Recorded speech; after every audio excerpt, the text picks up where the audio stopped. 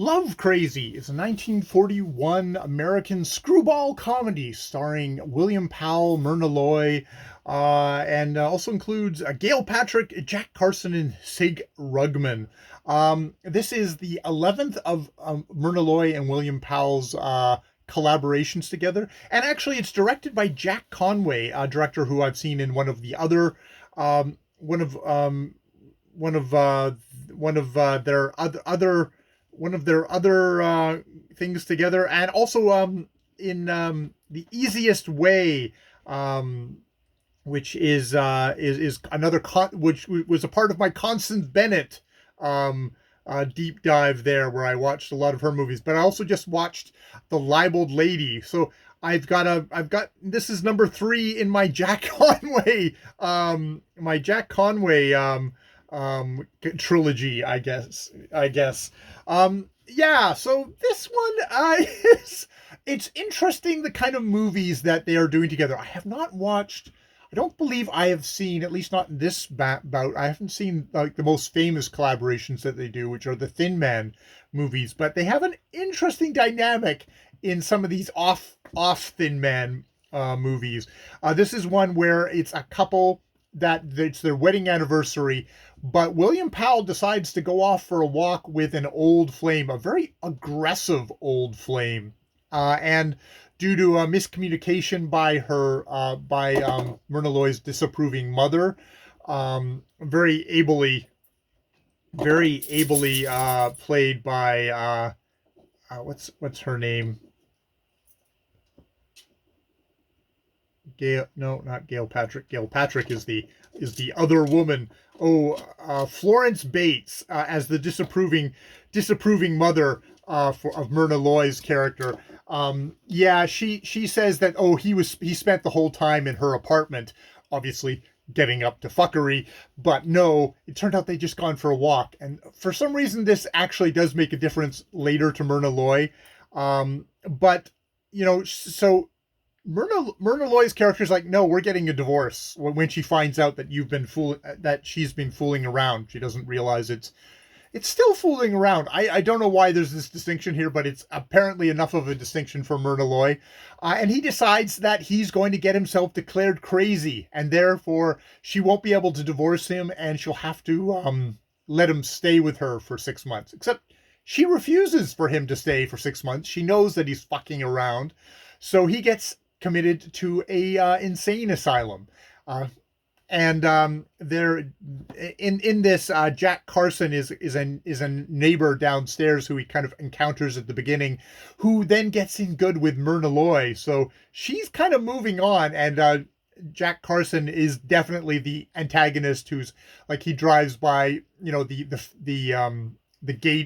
gated things and go blah, blah, blah, blah, blah, blah, it kind of taunts him.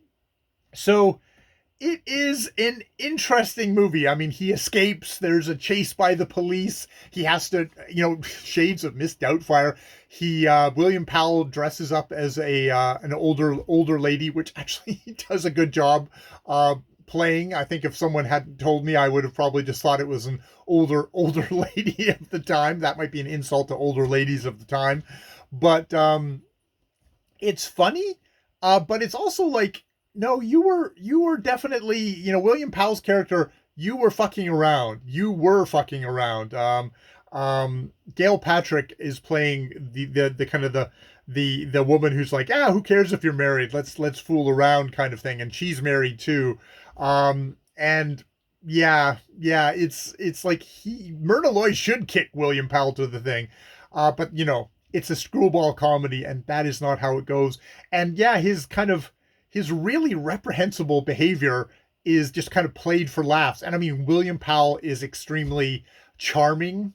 He's going to play in the next movie I'm watching, I Love You Again, a con artist. And I think he's actually that kind of energy of kind of of a charming con artist, possibly somebody who would do anything to you just to get the money, is there. But of course, it's a Hollywood movie, so he'll fall in love and it'll be romantic. But yeah, it's an interesting dynamic. Myrna Loy, I mean, the good thing about Myrna Loy is she is a strong woman, and she's very much like, I I call you on your bullshit. Yeah, you can go to insane asylum. She does come there and say like, well, he's not actually insane.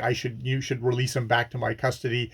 But things escalate as they do in a screwball comedy, and I mean that is done expertly well of how things kind of whip up and whip up. I mean, it sort of has a happy ending, but well, I mean, except that I guess somebody who is not insane is now in the insane asylum, and he's not going to be able to have a life after this, I guess, because he's been declared insane and lost his identity. So it doesn't make sense in that way. It again with these Hollywood movies, the ending of it is very very quick. I mean, it's basically there's a telephone call, you see a hand, they say something, and then they just hang up, and it's like. And that is the end. And I mean, in a part of this is it's like we're in the Hays Code now, so the viewer can be left to imagine them in bed, making love. But you don't see anything on screen because even if they're a married couple, you can't show that on screen. Yeah, it's definitely one of these like, this is a movie that's really giving William Powell's character all the breaks for laughs. But it's still giving them the breaks, which it's not as pleasurable that way because you're just like, you are a fuckhead. All right, that is Love Crazy, where yes, the cover there is we've got William Powell with his head stuck out an elevator. I actually thought he was going to get knocked on the head and was going to be kind of turned crazy that way. But no, that's the opening of the thing where there's a problem with the elevator. He sticks his head through it, and suddenly the elevator starts working again, and he's hanging there by his head while the elevator is plummeting down, and he is so discombobulated. And he's also getting licked by that cute little dog. But he's so discombobulated, he ends up in the apartment of